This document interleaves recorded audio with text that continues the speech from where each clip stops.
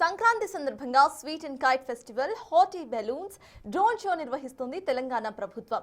ఈ నెల 13 నుంచి 18వ తారీఖు వరకు హైదరాబాద్ లోని పలు ప్రాంతాల్లో పర్యాటక, భాషా, సాంస్కృతిక శాఖ ఆధ్వర్యంలో నిర్వహిస్తోంది.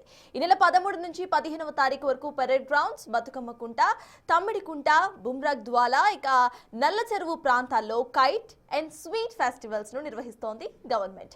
16 నుంచి 18 వరకు ప్రతిరోజు సాయంత్రం పెరేడ్ గ్రౌండ్స్ లో హాట్ ఎయిర్ బెలూన్స్ షోను నిర్వహించబోతున్నారు. అదేవిధంగా 16, 17 తేదీల్లో గచ్చిబౌలి స్టేడియంలో తెలంగాణ డ్రోన్ ఫెస్టివల్ నిర్వహణకు ఏర్పాట్లను పూర్తి చేశారు. ఇక దీనికి సంబంధించి మంత్రి జూపల్లి మాట్లాడుతున్నారు. లైవ్ చూద్దాం. మేము కూడా చిన్నప్పుడు విద్యలెక్కి, గుట్టలెక్కి, చెట్లెక్కి రకరకాల పతంగులు ఆడాం. ఈ పతంగుల పండుగ కూడా ఎప్పుడైతే సాంకేతిక పరిజ్ఞానం పెరిగే కొద్దీ, టెక్నాలజీ పెరిగే కొద్దీ, సోషల్ మీడియా, డిజిటల్ అన్నిటి కూడా మనం టీవీలో కట్టుకుపోతా ఉన్నాం.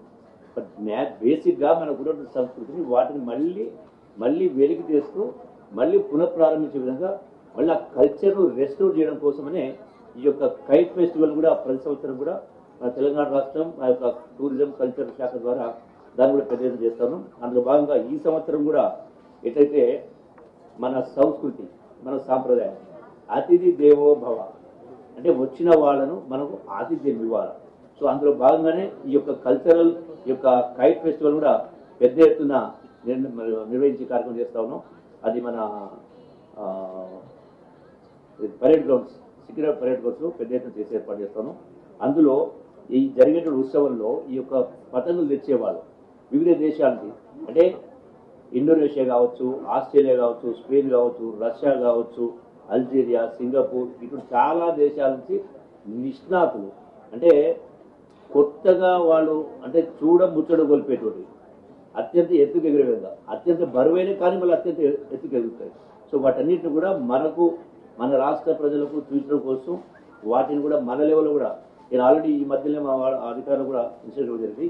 ఇవి ఎక్కడైతే విదేశాల నుంచి ఇక్కడికి వస్తూ ఉన్నారు కదా, ఇంత గొప్ప సాంకేతిక పరిజ్ఞానం వాటిని మన దగ్గరనే తయారు చేసి ఏర్పాటు చేయాలా ఇక్కడి నుంచి. దానివల్ల కొంత ఉపాధి, ఉద్యోగ అవకాశం దొరుకుతాయి. కాబట్టి నెక్స్ట్ కైట్ ఫెస్టివల్ వరకు వీటన్నిటిని కూడా ఏవైతే మనం ఇతర ప్రాంతాలకు వస్తా ఉన్నాయో వాటికి మించి అదనంగా కొత్త నూతన పద్ధతులతోటి ఆ యొక్క ఇండస్ట్రీని కూడా మనం డెవలప్ చేయడం కోసం చేసిన కార్యక్రమం చేయాలి. ఇందులో ఈ అన్ని దేశాలు సుమారుగా 19 దేశాలకు చెందినటువంటి 40 మంది అంతర్జాతీయ కైట్ ఫ్లైయర్స్, అట్లాగే మన దేశం నుంచి కూడా సుమారుగా 15 రాష్ట్రాల నుంచి ఈ యొక్క స్పెషలిస్ట్ అవుతుందో ఈ కైట్ ఫ్లైయర్స్ పాల్గొంటూ ఉన్నారు. అట్లాగే నైట్ టైం, రాత్రి వేళల్లో ఏది వెలుగులు విరజిమ్మే విధంగా నైట్ ఫ్లయింగ్ యొక్క పతంగుల్ని మనం ఏర్పాటు చేస్తూ ఉన్నాం.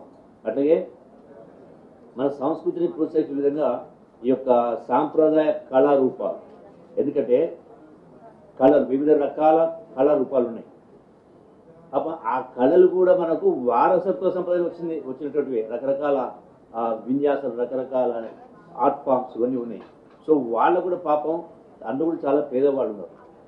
సో వాళ్ళకు కూడా కొంత ఉపాధి దొరకాలి ఒకటి. రెండవది మన యొక్క కళల్ని, మన యొక్క సంస్కృతిని వచ్చేటువంటి మన హైదరాబాద్లోనే వివిధ రాష్ట్రాల ప్రజలు ఉన్నారు, అన్ని భాషలు మాట్లాడేవారు, అంటే తమిళియన్స్ ఉన్నారు, కేరళస్ ఉన్నారు, మరాఠీస్ ఉన్నారు, రకరకాల రాష్ట్రాల నుంచి.